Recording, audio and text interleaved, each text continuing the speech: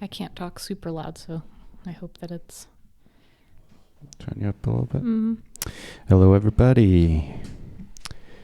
This is a time travel episode because the next two episodes are before the baby. And this one will be with the baby, which is actually here in the room with us. She is. She is currently sleeping in, what is it called? It's like a little wrap carrier Wrap carrier. My chest. Yeah. She's wrapped like a burrito. So you might hear some little feedback peeps from Marley. Yeah, exactly. Yes, so we thought about we are going to talk about the birth of our child because it's still kind of fresh. I mean, it's been over 1.5 weeks now. But we kind of wanted to, first of all, preserve it for us, but also maybe, give some people the horrific outlook with their... No, I'm kidding. Horrific outlook. The rundown how it could go down. Mm-hmm. Yeah. So yeah, let's head into that episode. Let's do it.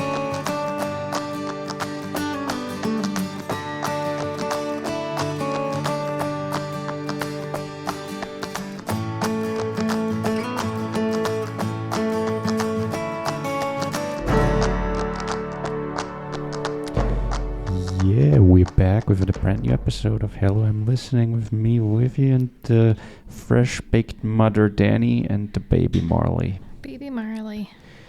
Yeah. So, the birth.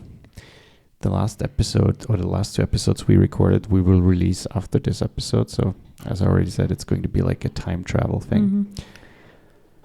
But when we recorded, that was the Saturday or Sunday.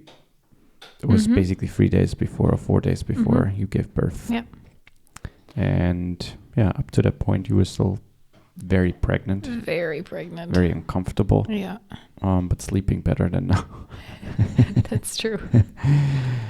So yeah, let's talk about the birth, how it started and how it went down. Well, the funny thing is that you had said on Sunday, so I gave birth on Wednesday. Yeah. And you had said on Sunday that she's coming on Wednesday. Yeah.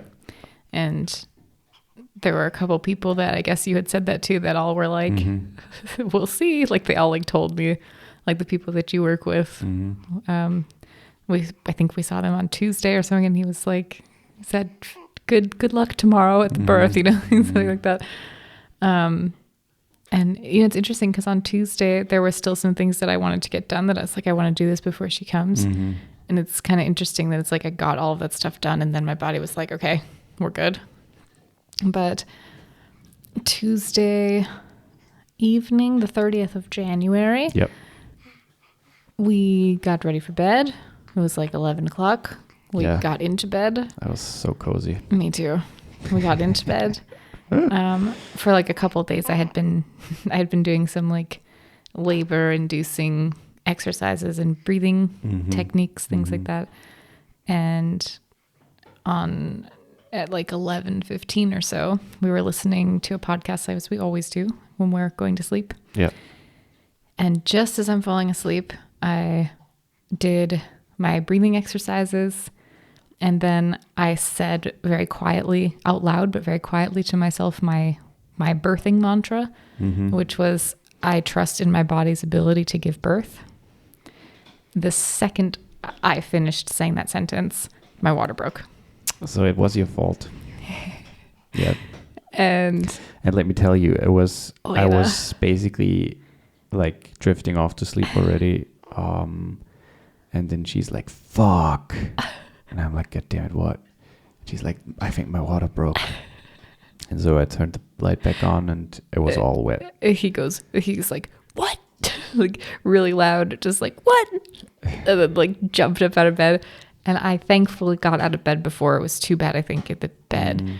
But, you're not prepared for how much liquid. That's a lot of liquid. It is insane. In movies and stuff, it's just like, my water broke. And then they like walk out of the apartment to the house and like get in the car and go to the hospital. But when I tell you It that never stops coming. I was just standing. He just had to get me a towel. I was standing next to the bed and he just like grabbed a towel and like put it under my feet because it was running for, I would say 15 minutes probably. Yeah. And still while we were going to the hospital, it was tolerable enough that we could walk to the car after 15 minutes. And there we did that was the first mistake we made. So we called the hospital and of course they said, let's just, come I wouldn't in. say it was a mistake though. I mean, kind of though, because if you are not feeling anything else and your water breaks in the middle of the night, you can get a couple of hours nice sleep before you go to the hospital. Yeah, but your risk of it can go really quickly after that. So just for the listeners, typically your water does not break until you're already in active labor. Yeah. So you'll have contractions first. You'll start having all of those things first, and then at some point your water will break. So she's making little noises. Yeah, she's making her debut on the podcast. But once your water breaks, your risk for infection is really high. Yeah, but they say, they give you 12 hours later, they give you antibiotics for that anyways. So even if you would catch something, it would be gone by that. But, first kid, your water breaks. Sure. We called the hospital right away and we just said, hey, my water broke, but I have no contractions. That was the first thing that happened. That happens like 8% of the time. It's like 8% of pregnancies if that happens. So it's not super, super common. And they were like, you should just come in right away. They said, you can take your time. You don't need to rush in, but you should come. So we got ready. I tried to, as calmly as possible, make sure I had everything, like my bag and like things that I still needed to put in my bag that I hadn't yet. I would say I was the most panicky then. Yeah. Like my heart was racing. I wasn't like scared. It was just like, oh shit, it's happening. So it's like you're waiting so long for this to happen. You want it to happen so bad. And then it starts and you're like, fuck, like, what am I going to do? How am I going to do this? Yeah. Yeah. Yeah. And we got to the hospital and they, essentially did some tests and then said, everything's looking good, but since you're having no contractions, like active contractions yet. By that point, by the time we got to the hospital, I was having some, but very very far apart. And so they're like, okay, we are going to put you up in your room for now and we'll see in the morning. And essentially they put you in like the rest and recovery room. Right. So like where I would be once we were done with everything. Right. So you got put in a room with two babies and two women who just had babies. So I mean, sure, not like complaining because they're newborn, so they can't do anything about it. But, at that point, you need rest. If you know that you could go into labor at any minute, you need your strength. You need to be able to sleep. And I could not sleep. Yep. So that was a bit of a pain to try to sleep that night. Yeah. And I had to go home because it's, it's a closed off section at night at least. Yeah. Visiting hours were until like 8:30 or something. And then so I had to leave the hospital for that purpose and drive home, which for me kind of was nice because I was like, okay, I'm getting at least some hours of sleep. And after I walked the dog in the morning, I drove out there again.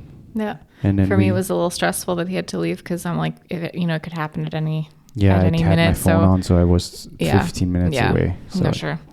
But nothing happened that night. I was having some contractions.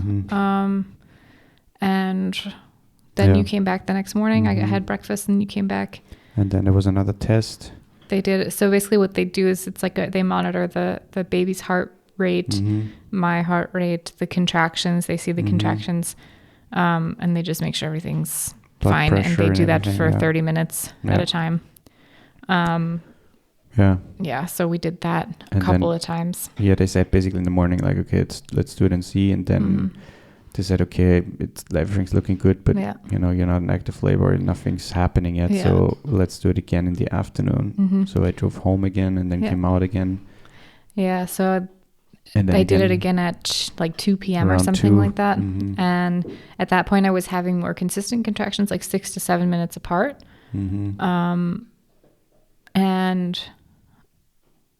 no, that was earlier. So earlier I was having 6 to 7 minutes apart. But in the afternoon, and then in the afternoon it was gone. Like I had no contractions. And we had tried like walking around the hospital and just like moving and walking the stairs and nothing was moving along. And in the afternoon when they did the test again, they said, okay, it's been so long now that in after this one is done, after we're done monitoring, the doctor will talk to you. So at 3, Yep. the doctor will talk to you, and we'll talk about options about like inducing, or you know what next steps are. Yeah, and and then the doctor got pulled into surgery. No, you came back then. That's when you came back at 3. But then I drove home again. Yeah. I was like, okay, let's just wait and see what the doctor says, and then I drive out. Yeah. Because I had to look for the dog, and I couldn't. Like, sure, I could have stayed, I think, but not. I don't remember. But you could have stayed, but at that point, it was like, what's the point? There's nothing happening. Right. And Bean needed somebody, so it was just better that you were able to take care of him. But yeah, the doctor got pulled into surgery. And we waited for 3 hours and still nothing. And that's the point where you went home. So you stayed until about 6 because you came at 3. Not so long. I think I stayed until 4-ish, 4:30. No, you came down multiple times with me. 9. No, but I was home around the time. Okay, I thought you stayed until 6. No. But either way, so the doctor still wasn't there. And then she was like, I'm really sorry it's taking longer. We'll just call you when it's time. So I just went back up to my room. You went home at some point. I'm sorry, by the way, there's been chewing on a bone in the background. So if you're thinking like, what the fuck is those rumbling noises? Yeah, exactly. And then you by accident caught the doctor. At that point the contractions started to slowly come back, not very consistent, but they were coming. And so I said, fuck it, I'm just going back down and I'll just see, maybe they forgot to call me or whatever. Yeah. So I went back down, and my midwife was already there, so she knew who I was. And she's like, oh, you lucked out because the doctor's with somebody right now, and she has to go into surgery again, but she might have a few minutes quickly before she has to go. And I was like, that would be great. And within 2 minutes, I was able to see her. And I told the doctor I'm already having some contractions again, but still pretty inconsistent and, not really sure. And she looked and she said, it's not really moving along anymore. It was I was a centimeter dilated when we came in originally. And it was still around that. So she's like, I think we should induce. And I was like, great, let's do it. Yeah. And even though I had read that inducing labor makes your contractions feel stronger, yes. I can, even without having given birth before, I can say that that's true. Because I know it shouldn't be like that. Yeah. But they basically put like this little piece of gauze, I would say. It kind of looked like a string of gauze, and it had hormones on it, and they insert that and put it all the way up to your cervix. They used to do it with IV. My mom had induced labor, and she had it with an IV. But I think this way it's just more effective because it's directly at the cervix. First of all, that, and second, you can instantly take it away. Which we with need an to IV, do. it's still in the bloodstream. Yeah. But yeah, once they put that up, I remember you texted me, like, can you come? And I'm like, oh, okay. Well, this is what's crazy. So the doctor said sometimes it doesn't work at all for some people. Most of the time it takes at least a couple of hours. But sometimes it goes fast. She's like, it's really hard to say. I can't really tell you what's going to happen. Yeah. The second I left the room, I started having contractions that were like painful. Yeah. I called you and I was like, I'm feeling it already, but I'm going back to my room. They told me to come back in a half hour so they can check the progress. And a half hour later, I was almost incapable of, I can't believe I walked down there by myself. I can't believe that you did. Because I was having insane contractions and I was like, okay, I'm just going to wait for this one to pass and I'm going to go down as fast as I possibly can. And so then I walked back down to the labor and delivery area, room up, down, we're there on the 3rd floor, down, 2nd floor. And stood there at the front desk and I was like, yeah, we need to look and see what's going on because this is really bad. And so she took me back and they put the monitor on again because they wanted to do the 30 minutes of monitoring. And at that point, I was already in so much pain. Like they were coming extremely quickly and like so much so I couldn't sit. I was standing and like leaning over the edge of the bed and I was like, I can't move. It was so bad. Yeah. And the midwife that was in there with me, she said, most likely this is because of the hormones that we put in. And those those contractions are technically real contractions, but they're also not real contractions. Like they're just induced contractions. And most women will get a break then. So what will happen is once your body gets used to the medication or the hormones that they gave you, the contractions will slow. Yeah. And then you'll like progress into like actual labor. Yeah. That did not happen for me. Nope. Unfortunately. Nope. I had no break. At some point, a second woman came in to sit in the bed next to me. There was like a little panel between us, but she wasn't in labor yet, but she was, they were just doing like a early monitor. Checkup, yeah. And I think I scared the shit out of her because I was like not screaming yet, but very loud, very, very loud because they hurt so bad. Yeah. And one of the midwives came back in and she was like, okay, we're going to take the monitors off. She's like, think we've got a good baby's fine, but you need to be able to move around a little bit and switch positions. And they needed to give me antibiotics again. So they had to do another IV, which was horrible because you can't move as much. So they were trying to get that to go really fast. And they were like squeezing the bottle so it went faster. And she was like, yeah, these sound like pretty real contractions. She's like, I don't think you're getting a break now. It's like, I don't think so either. And she's like, you should call your husband. I'm like, okay. Yeah. And I texted you because I was like, I can't even call. Me. I'm like, I was just waiting. I think I was just playing a game. Yeah. Because it's like, I walked with the dog, I ate something quick, and I was just waiting. I texted you, and then you texted me, can you come? And I was like, just running to the car. Thankfully, I was out with Bean right before, so I didn't have to go again. And then I drove out there, and I texted you again, where are you right now? How was your drive, by the way? Like, what were you feeling when you were driving there? I mean, I was still not nervous or something, but it was definitely more like, compared to the other drives before, the 3 other drives, I was more like aware.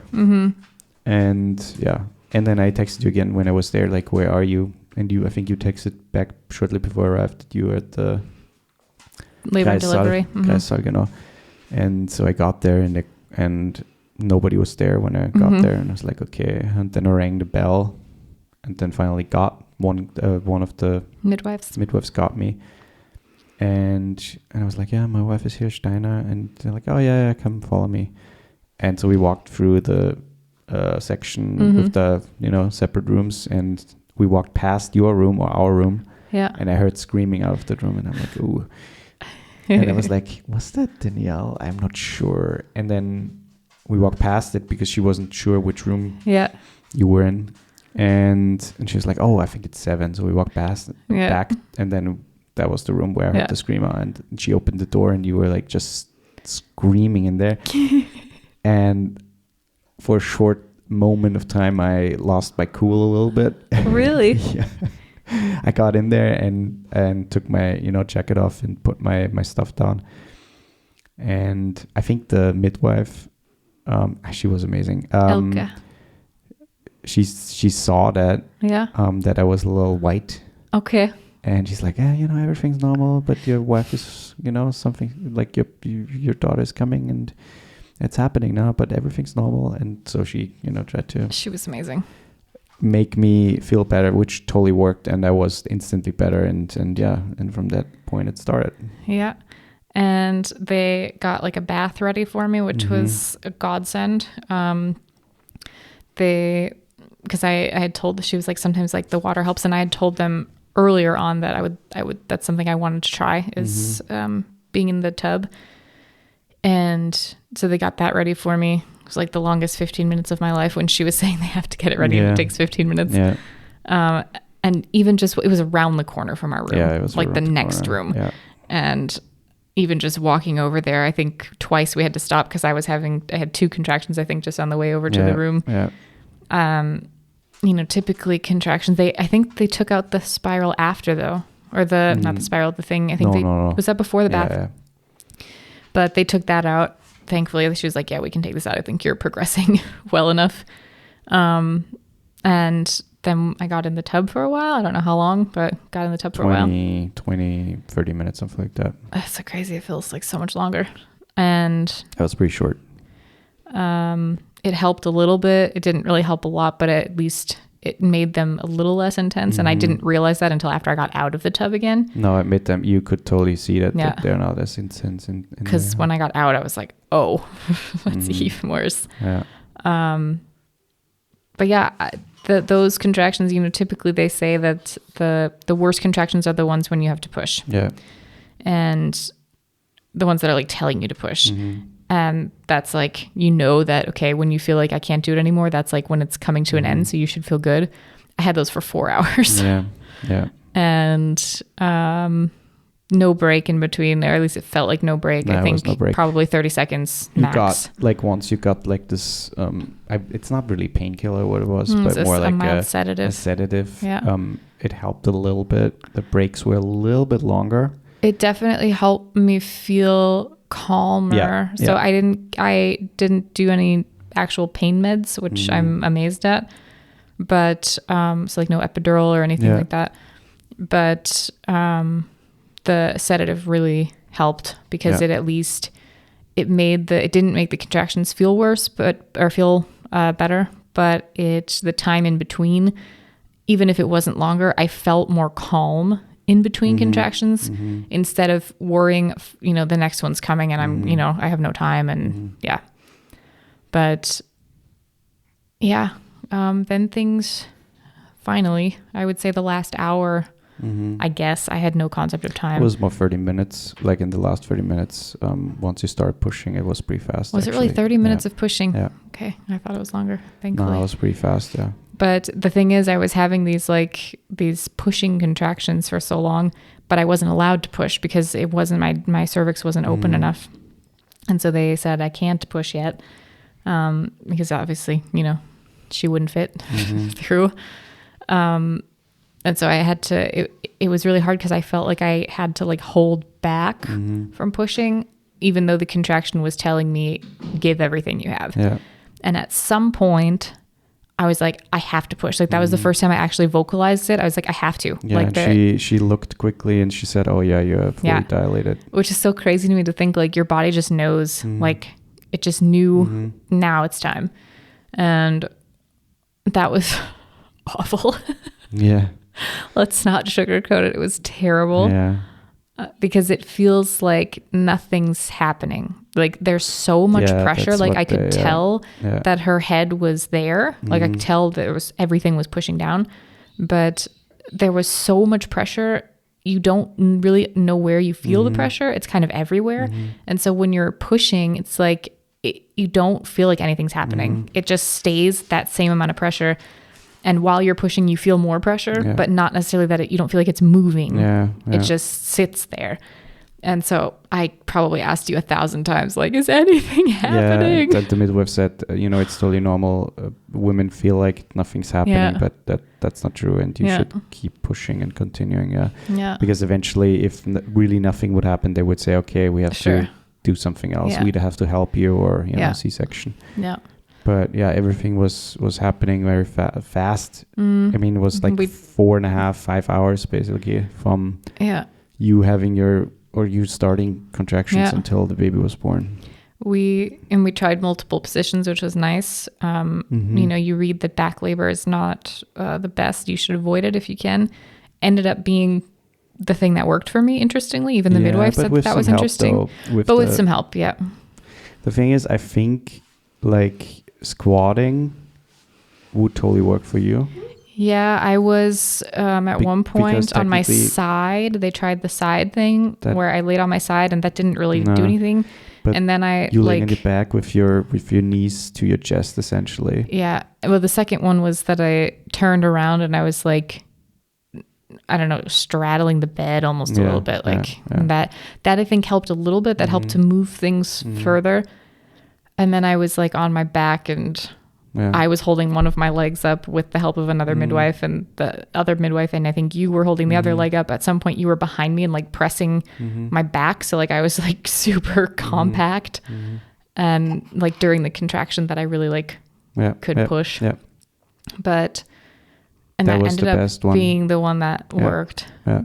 But it's, I mean, at the end, it's really, you have no strength. I mean, especially after 4.5 hours of that, you have zero strength. It's like you're pressing as hard as you can, and then you basically you have to push more. Pushed her head out with 4 contractions. That was rough. Like 4 contractions and the head was out, and then it was basically done after that. Yeah. I mean, that's definitely true. What they say, the head's the worst part. Once that's out, then it's like she just slid out, you know, it was fine. Yeah. But just a quick little thing for men who listen to that and are about to, you know, have a child. Shout out to Joe.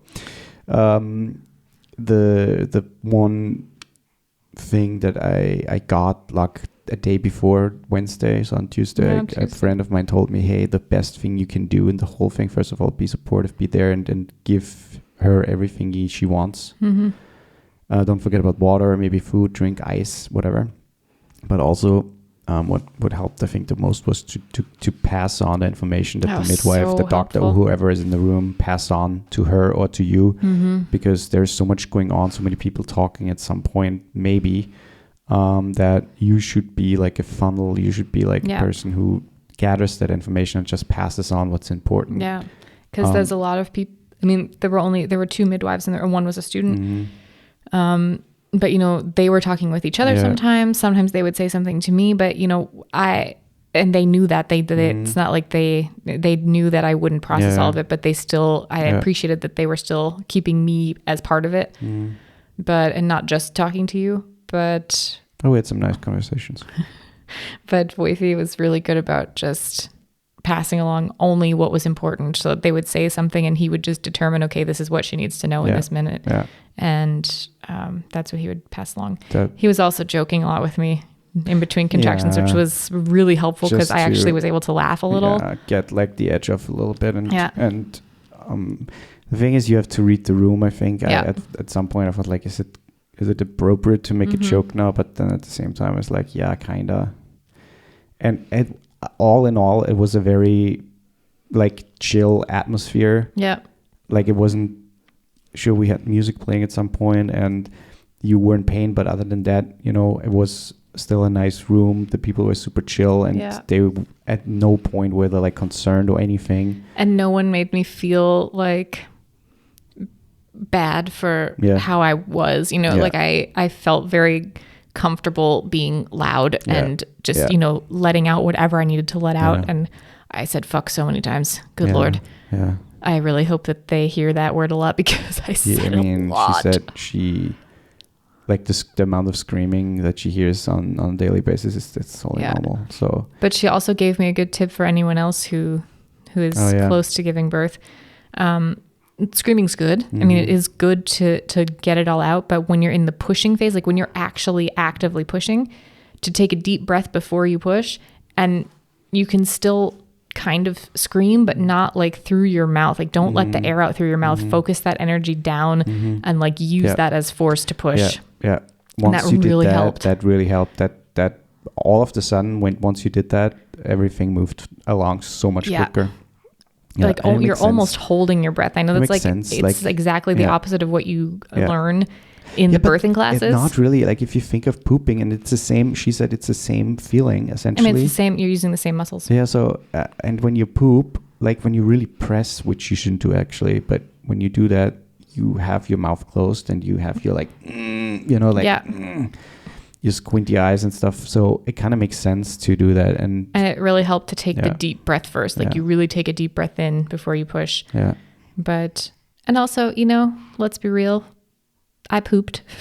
Yeah. I just want to say that there was some poop involved. Yeah. And the thing is, it's funny because I was very aware when it was happening. Some people say they're not aware, like they don't even know that they did. I was very aware, and I didn't give a shit. You know, I mean, I did, but I didn't. You know, you just.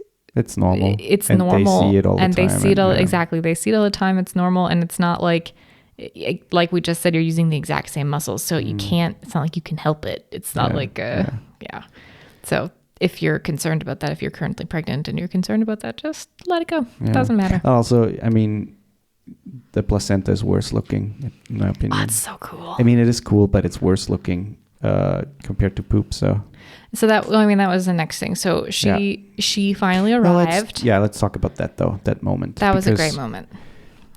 So she came out, and I leaned over to you and said, "She's here." Yeah.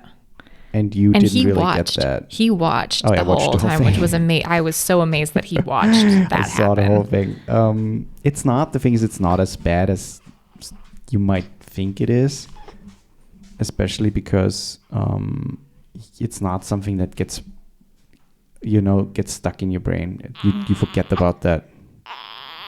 Oh, I hope she's not awaking now. Otherwise, we have to pause. But so a lot of people ask me afterwards, like, should I watch or is it, and I was like, I mean, go with the flow. If it's something you want to do, if it's something you feel like in the moment you should see, then just do it. I'm not saying you should, because some people are like, no, I don't want to see that. But at the same time, I mean, it's not that bad, Well, and the thing is, you had said earlier, like before I was even in labor, like well before, you had said you don't want to watch that, you don't want to see it. I wasn't sure about it. Yeah, I think it's just like you say, it's just you in the moment what you want to do. It's not even really a thought. It's just that's what I'm doing now. Yeah. But yeah, so you was basically here, and I leaned over to you and say, she's here, and you like didn't really get it. Yeah. And then they lifted her on your chest. I remember asking if she was okay. At some point, I had asked if she's okay. Yeah. Because I didn't hear her yet. And then we heard a little bit of a cry. And then they lifted you on your chest, and you said, "Hi, baby," and then the waterworks started. And yeah, it was a very, very special moment, a very indescribable moment. I remember probably even more so than them handing her to me the first time. Yeah. Your face when because you said she's here. I asked if she was okay, and then I think you answered me. But the way you were looking at me, and you were like crying, you had all these like tears running down your face, and you were so happy. I've never seen you so happy. Yeah, it's it brings tears to my eyes right now thinking about it. That for me was like one of the greatest moments of my life. Like just watching you become a dad was pure magic. I have to say, like watching it coming, like her head first out, they're like, oh, you can see her head already, and I looked and it's like, that's not a head. And of course the color is very off-putting, and at first they're like gray when they come out. Skin on the head, obviously, because it's so narrow down there. And when she was out, she was like all gray and like bluish. When they first handed it to me, she's like gray purple or something, and super weird. But turned pink very quickly. Super quickly. And a lot of people, like I talked with friends before the birth, and everybody said, it's a moment where you can't really describe how it feels like. And yeah, it's totally true. It's I'm not saying that everybody should experience that, because people want kids or don't want kids, that's fine. But if you are expecting a kid, or if you already gone through that process, you already know what it feels like. So yeah, it's pretty incredible. And it completely indescribable. I mean, you just can't describe that feeling. And like just holding her there on my chest the first time, I think I asked you, like, do you see her cute little butt? Like, it's just this teeny tiny little, oh, so cute. Yeah, it's crazy. Yeah, and then I got to cut the umbilical cord. Umbilical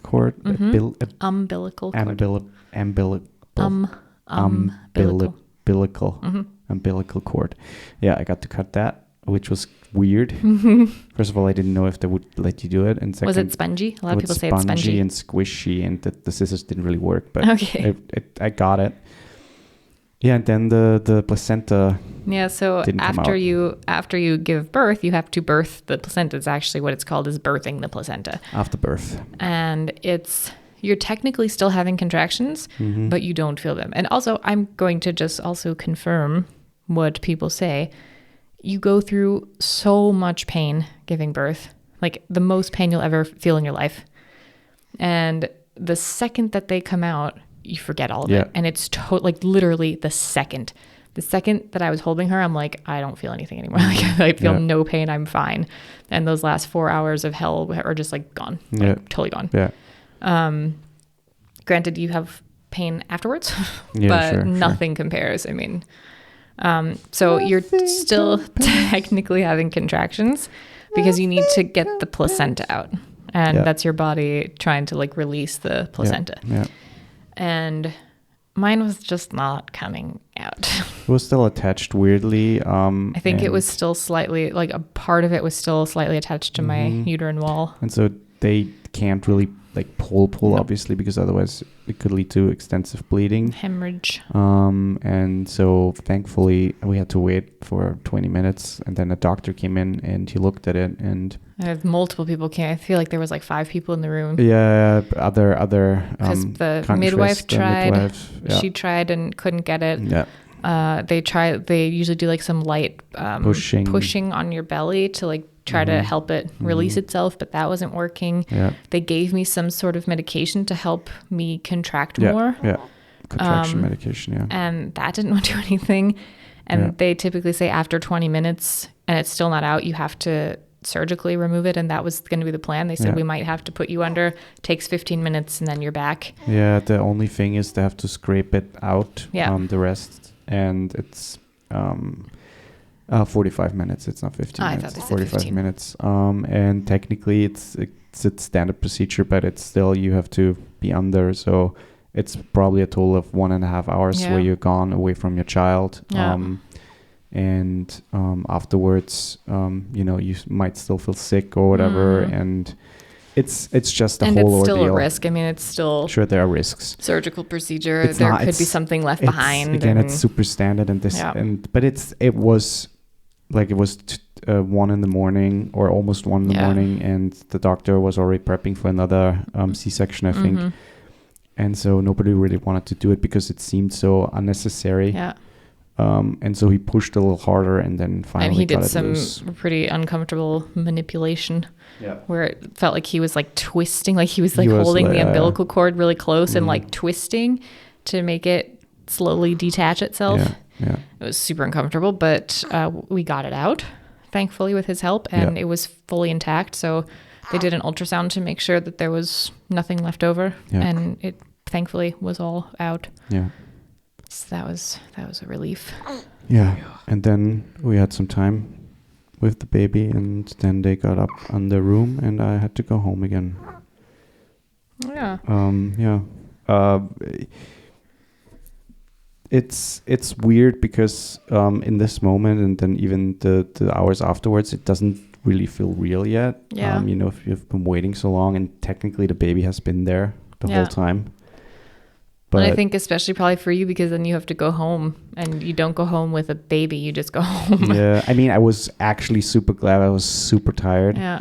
Because the day before already was like, and then I got to sleep from 3 until 8 to 5 hours, which was very needed and nice. And then I drove out again in the morning.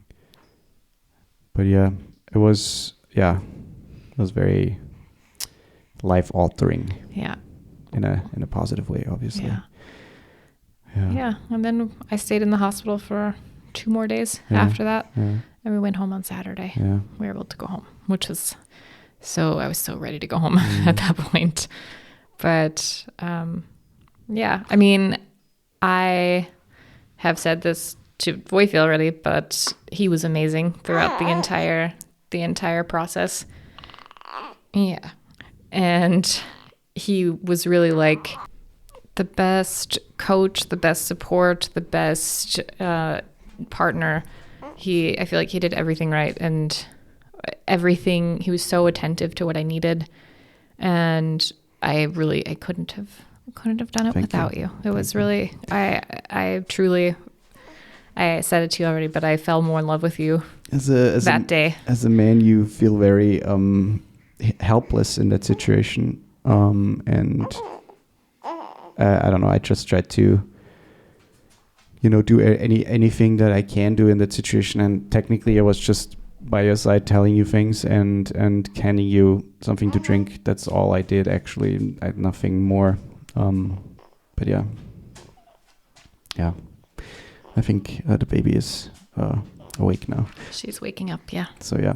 Lastly, I just wanted to say I was very amazed by, first of all, what a woman can do, and second, what Danielle did in those 5 hours, give or take, and just the sheer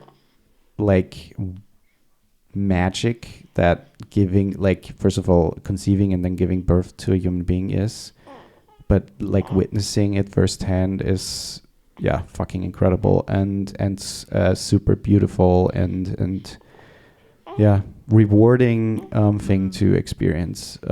So I'm not saying it's easy. I'm not saying it's all great, and we also very lucky with, other than the placenta and the inducing labor, everything worked out great and there was no problems, because sometimes there are problems and most of the time nothing happens because modern medicine is already so good with that stuff. But we are very grateful for it, for how it went down, and we are aware that we are fortunate with that.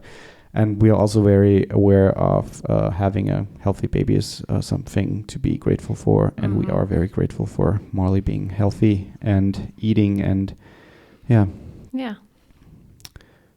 that's it, everybody. A little different episode. Again, the next 2 episodes are pre-recorded before Danielle gave birth, so we'll probably mention that. But yeah, I'm pretty sure. Like one of them I mentioned, like, I hope that I'm not pregnant anymore on the next episode. Yeah. So yeah. But other than that, we just wanted to say thank you for everybody. Thanks for your support. Please subscribe on Apple or Spotify, or wherever you're listening. Marley would really, really, really appreciate that. And if you want to really help us out and make a huge difference, actually, you can head over to a Patreon page. It's linked in the description. And yeah, give us a little bit monthly. You can cancel it anytime, and say hi to Joe. Hi, Joe.